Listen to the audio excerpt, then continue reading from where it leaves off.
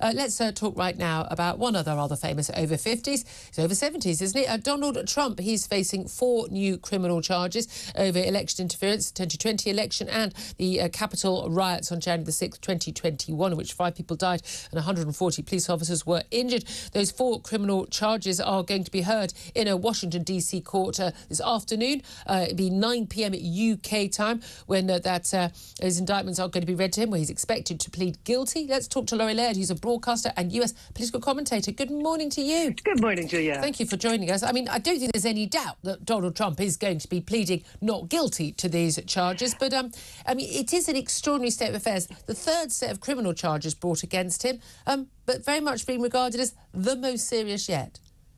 Honestly, following this has become exhausting, hasn't it, Julia? Almost every day we have something new to sort of pore over and digest, and it hasn't even started yet in terms of we have probably in the next couple of days another indictment at state level for what happened in Georgia when Donald Trump asked Brad Raffensperger, the state attorney general, to find more votes. So there is more to come. But let's concentrate on today. You're right. Donald Trump will appear in Washington, D.C. in a courtroom there. I believe this is only his first time or second time back to Washington since he left in 2021, when he left after the presidency. Of course, he will plead not guilty. We've heard that from his lawyers who have been all over the U.S. airwaves. We won't hear much from him today. He will simply give his name, perhaps some identifying information, and then will plead not guilty. I think where this tangle will go is when this will come to trial. Trump's lawyers want this to be delayed until after the election. The special prosecutor is saying Donald Trump has a right to a speedy trial. He's taking advantage of what is federal statute. In fact, that's meant to happen in 70 days, but often these things are delayed.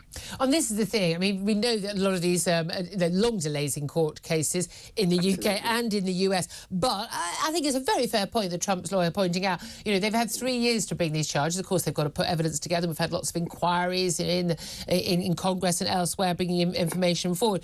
But to insist on doing this so quickly, to get it over and done with quickly, look, that is where a lot of people would say it's political interference, because it wouldn't normally come to court that quickly, would it? It wouldn't, but again, enshrined in federal statute is a right to a speedy trial, which in theory is meant to protect the defendant. Yeah. And I think Jack Smith, the special counsel, is trying to take advantage of that. Yeah. But absolutely, Donald Trump's legal team has a point to be made when they say you have had 3 years. And Jack Smith has said his response to that will come in court today. So I think that will be arguments as to the timing of the trial will be the most interesting thing that comes out today. Of course, there are some concerns that there could be violence. I understand people are already queuing outside the courthouse to try and get a seat here. So there are concerns about that as well. Yeah. Although I have to say, we've seen, again, it's the 3rd time he's been brought to court on criminal charges. We've seen it in Miami, and we've seen it in New York as well. These other charges related to his business investments and also related to these high-security documents, confidential documents he kept at Mar-a-Lago.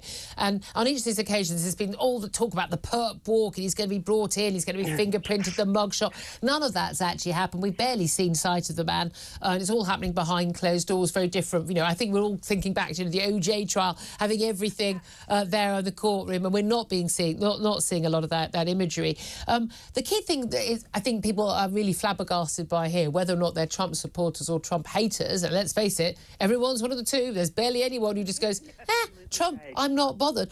Is the extraordinary thing that you could have somebody who is still the front runner for the Republican nomination, neck and neck in the polls with Joe Biden, the sitting Democrat president and candidate for the next election, when he is facing so many incredibly serious cases and has been in a civil court found guilty of sexually assaulting the writer E. Jean Carroll in the last few months. Now, found not guilty of rape, yes, but found guilty of sexually assaulting her many years ago in the department store in New York.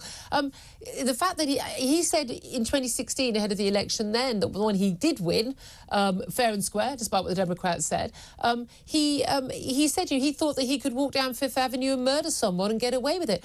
we seem to be in that sort of territory, don't we? Honestly, that seemed hyperbolic at the time, Julia, didn't it? And now you really can't argue with that. And I think it's quite telling that none of, or very few of of Trump's opponents in the race for the Republican nomination. And remember, there are sort of two elections. There's the party nomination, and then the general election. But only Chris Christie of New Jersey has come out and criticized Trump.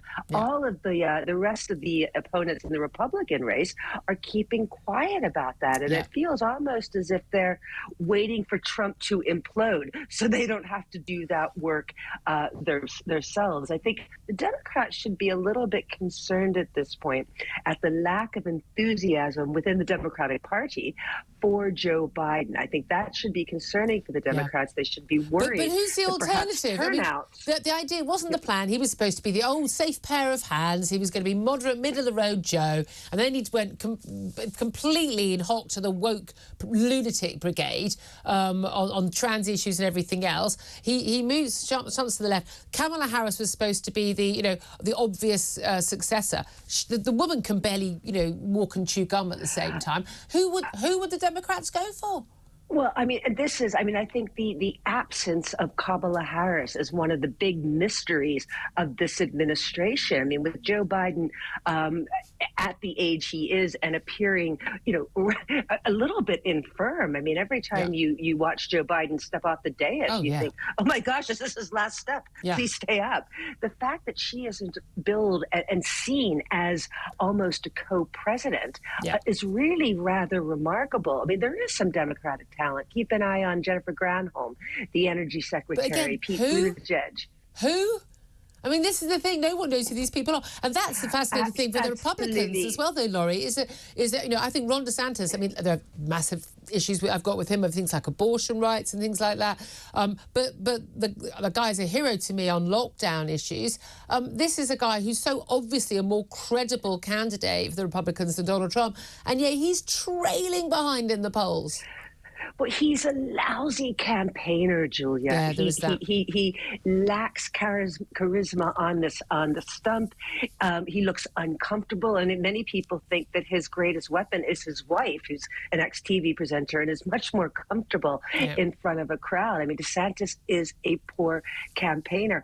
I think that we may see, let's see what happens with Donald Trump, but it really does feel as if the Republican Party is terrified to come out and say, maybe Donald Trump as a candidate might be a little flawed. Yeah, again, the base will love him, but I think your independent voters, the ones who decide elections in America, especially with the Democrats and Republicans so evenly balanced, I think they're going to have issues with it. I mean, just finally, in terms of the money, Donald Trump, yet again, he put out some more campaigning email telling supporters the rabid left-wing prosecutors have signaled this is only just the beginning. They've made it clear their end game is jail me for life as an innocent man. He's talking about facing, 500 years behind bars, guilty on all charges.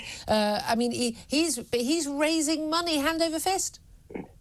This is utterly remarkable, isn't it? But almost all that he is raising, and Donald Trump tends to raise from small donations. Yeah. A lot of the corporates, a lot of those big donors have deserted him, at least for the moment. They may come back. Let's see what happens.